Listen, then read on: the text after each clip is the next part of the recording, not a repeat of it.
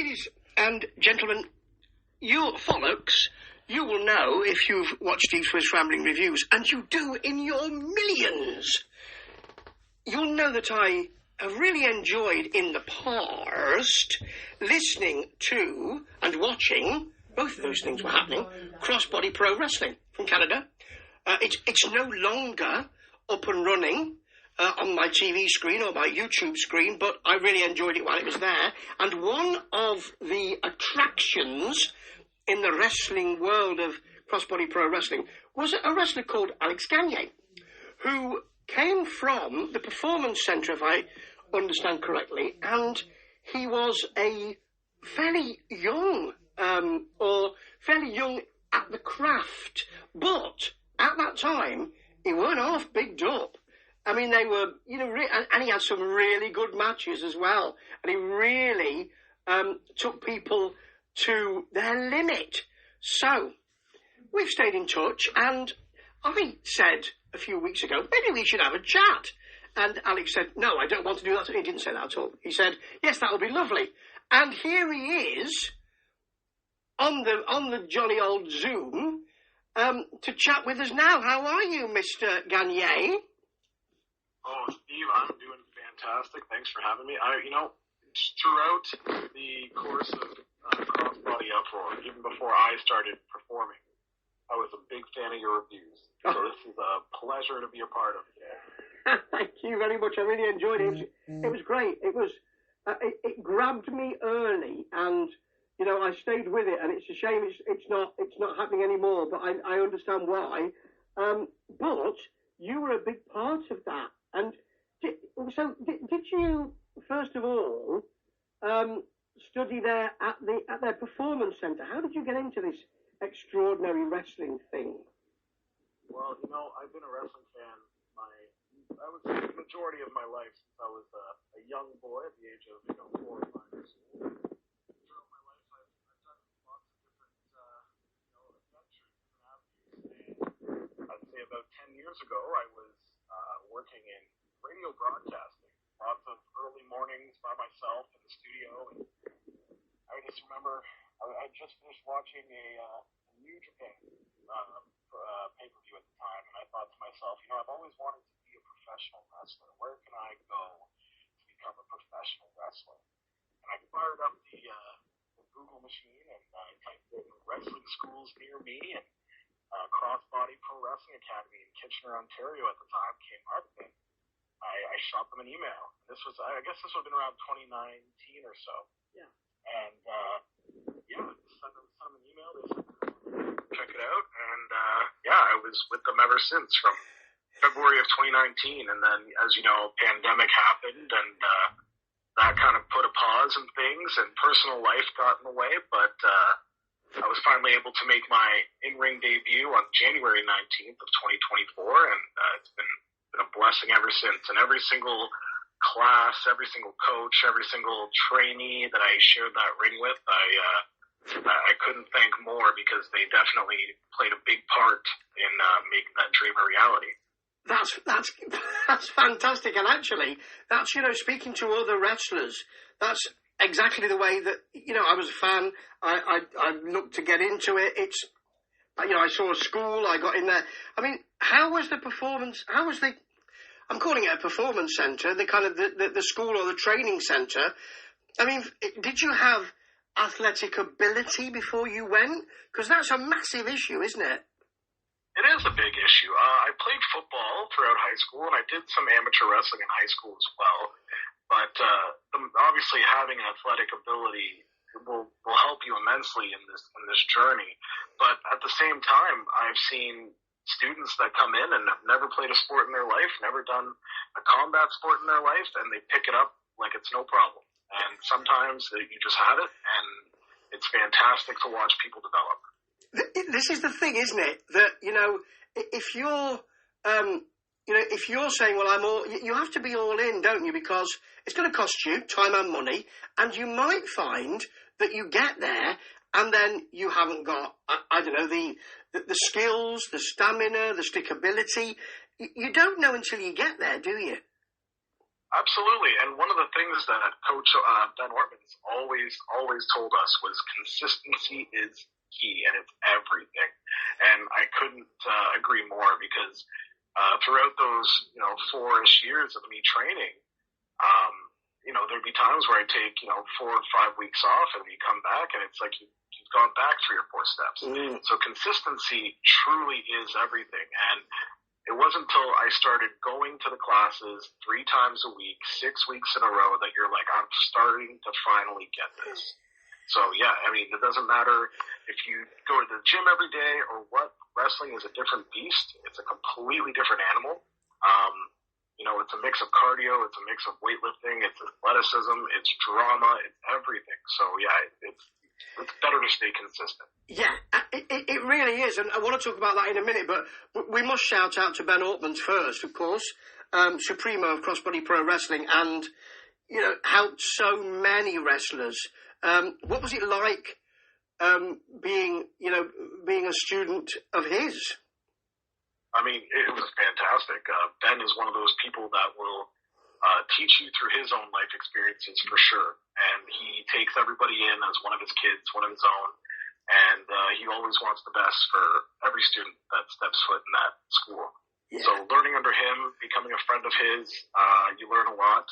And he was someone that, he'd been through the reins of wrestling independently, and then took time off to pursue other passions and MMA, and then came back to wrestling. And I think he will be the first one to tell you that, he really didn't find his stride until that second run, when he became friends with some of the other big stars that came out of Ontario and Canada as well, right? So, it's one of those things where it was a blessing to learn firsthand from someone who had gone through so many ups and downs and had those life experiences as well. That's great, and I spoke to Ben quite a lot when I was doing my reviews. It was great to speak to him. Wonderful guy, and the thing about wrestling is that you're right. It's a combination of as you say, of physical dexterity and stamina and resilience and all of that. But then, as you say, drama. And one of the things about your run in Crossbody Pro Wrestling was that the way that they kind of positioned you, which was really good, was, well, he's only young folks, but look what he can do. That was something a bit different. Did you have any kind of say in, we're going to bring you in, and this is the way we're going to do it? The only say I had was when it was my time to debut, Ben asked me who I would like to debut against, and I gave him 2 names. Yeah. And one of them was Tyler Thomas, because he was also a coach of mine, and that was always, on top of the bucket list. Other than that, I had no other say. It was, I found out like everybody else when the match graphic would drop. Ben would, tell me, hey, you're going to work so-and-so this upcoming show. It was, nope, you're just going to find out like everybody else. So it was definitely an experience, especially when I found out about wrestling Kevin Blackwood. I found out through an Instagram story that somebody else had posted. So I was like, oh, okay, I guess this is happening. But it was fantastic. No, it was one of those things where I think Ben and everybody else at Crossbody just wanted to see what I could do, and I was always up for a challenge, and there was no challenge, too big or too small. Whether it was someone like a Kevin Blackwood or a fellow student, I was happy to share the ring with them each and every time, and I went out there with the only goal of just putting on the best match I possibly could. Yeah, absolutely. And folks, those matches are on YouTube, so go and have a look at those. Particularly the Kevin Blackwood match. It's a great match. And, and being in the ring with those people is the only way to learn, isn't it? Absolutely. And every single opponent and every single person you share the ring with is a different learning experience. I didn't have my first tag match until Crossbody's last show, and that was my first experience with tag team wrestling. So it's one of those things where you take every opportunity you can get, and you try and learn the most from each and every single one of them. Yeah, absolutely. And also, the just to come back onto the drama comment that you made, which is quite right. You had a bit of a sort of I'll say, how am I going to say this? You had a kind of, well, this kid is really good, and has only just started. But actually, he can be a bit of a swine, a bit salty as well. So you had a bit of those. You had a bit of tweener stuff going on, if I remember rightly. I mean, how does that kind of character develop for you? I mean, for me, it was one of those things where it's, I'm hungry, I'm ready to win. So why would I let anything get in the way of that? Regardless if, it makes me look good or bad, I went out there and I want to win, I want to compete, right? So, yeah, I mean, I never thought about myself as a tweener of sorts, but I just, I went out there and I said, okay, if I'm in this situation, what am I going to do? And that's how I looked at it. Yeah, that's great, and that's the right way to do it, isn't it? Because it's based in your reality, and you came along quickly, and you were hungry for more, I presume. Oh yeah, I mean, to this day, you always want the next big step, and you always want the next big challenge. I am my biggest critic, so I want to prove myself wrong, and any other doubters out there. That's my goal. So. And what was the thing that brought you to wrestling in the first place, though? As you say, you used to watch a lot of wrestling, I presume, but what was the thing that made you... Because I watch a lot of wrestling, and I've watched a lot of wrestling since I was a kid, but I never thought I want to be a wrestler. I thought I want to be a manager, and I've done that, but I never thought, well, actually, because I used to be an actor, you see, but I never thought I'd like to get... I used to be a boxer, so I suppose I did want to get hit in the face, but I never thought I want to go in the wrestling ring and get hit in the face repeatedly and stretched. I never thought that. So what made you think, this will hurt, but I really want to do it? I think for me, what it was, like you said, I did watch a lot of wrestling growing up, and a lot of that was, WWE at the time, and watching the stories unfold, and I thought that was always captivating, being able to tell a story and being able to entertain an audience using your physical body, So I think what really pushed me to actually trying it was when I discovered independent wrestling later on in life, and I discovered, wrestling from around the world like New Japan Pro Wrestling, and I could see individuals like Kenny Omega or Kota Ibushi tell a story over the course of weeks throughout a G1 tournament. And see how, okay, their body might be deteriorating, but they're doing this for the love of the sport, for the love of the passion, the fans. And that's something that always kind of stuck with me. Or watching the Young Bucks versus the Briscoes in Ring of Honor and seeing how they would tell a story that continued on for years and years, but having that connection with the audience. And for me, I've always felt like I needed to entertain in some fashion. I was big into, I was a musician. I was in a band for many years, played on stages in front of hundreds of people. And, that was always a passion of mine. And then, like I said, I went into radio broadcasting and tried to entertain in that fashion. So when I finally, decided, okay, well, wrestling has always been a love of mine. Maybe this is my avenue. This is how I entertain. So it was a bit of, bit of both, trying to, live a childhood passion while also continuing that entertainment fire alive. Yeah, and interesting that you were a radio personality, because I presume that helps with your promos, but I also presume that it was a whole new thing for you. Well, you've been in bands, of course, but it might have been a whole new thing for you to, use your physicality to get that over. What did it come easy to you, the promo stuff? Because people tend to forget that. I just watched Mid-South 84 and I've just reviewed it and I'm loving watching it. And Dr. Steve Williams has got his first date there, but he hasn't got his charisma sorted yet, and he will, but he just doesn't have it yet. So, does that come naturally? Or, because I know in the WWE we've got, Promo 101. So how does that work? So at first, I would say the basis of cutting a promo at first was easier for me because I had been able to go up in front of people and just talk. When it got difficult was when you're trying to find who you are and who you're trying to portray and get across. That's when I kind of reached a couple of hiccups because there was a point there where I didn't know who or what I wanted to be. I was able to say whatever I wanted, but did it make sense? Probably not. Mm-hmm. So it was one of those things where once you get the ball rolling and you understand, your points that you're trying to get across, that's when it got a little bit easier. I will credit two other coaches that were at Crossbody Academy for a bit, one of which was the notorious TID. Yes. He held promo classes, and they helped immensely. There's nothing better than cutting a promo and then watching someone cut that promo 100 times better right back to you. Yeah. And another coach at the time, Holden Albright, he also was very big into posting and promoting his matches with these very good, productive promos that he would post on social media. So we learned a lot from him as well. So from learning under those two, you kind of get a good understanding of, what the promo game should be.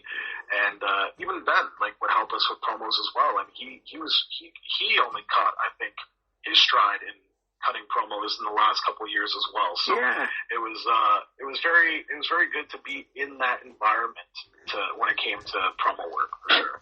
And I'd like to think that whenever a promoter reaches out to me and says, "Hey, we'd like you to cut a promo for this match coming up," I'm all for it. It's one of my favorite parts of the entire ordeal.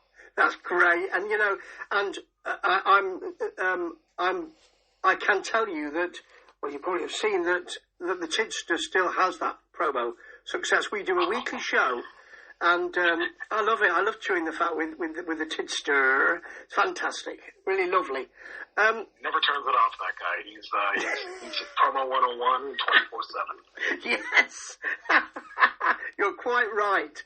And it's as you say, it's skills that other promoters can reach out to you for, and it's about being open to all that, isn't it? So how have things, this is a kind of new career for you in a way. It's early days. How have things gone?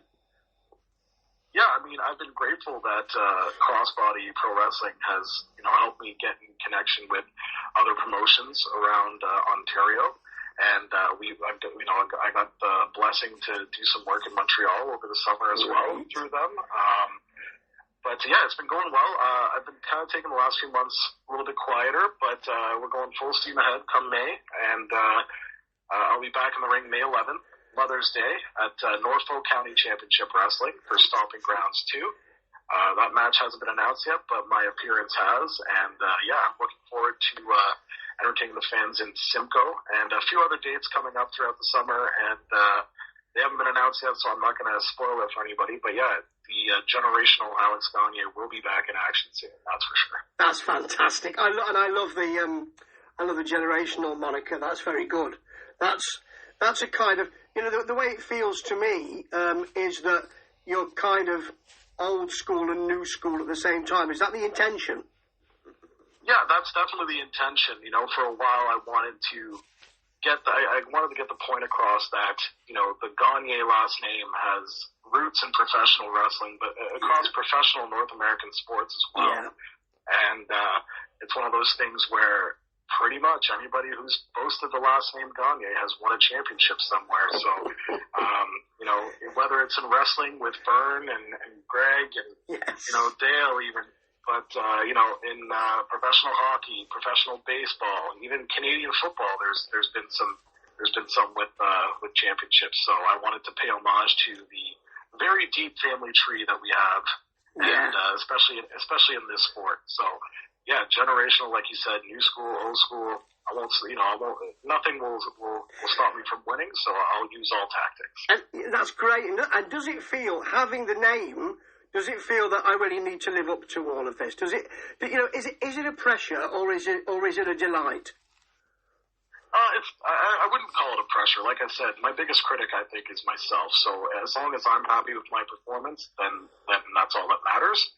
But I would like to live up to the name. I would like to travel the world as the next Gagne and take that throne from those before me. But yeah, we'll just have to wait and see how the story unfolds.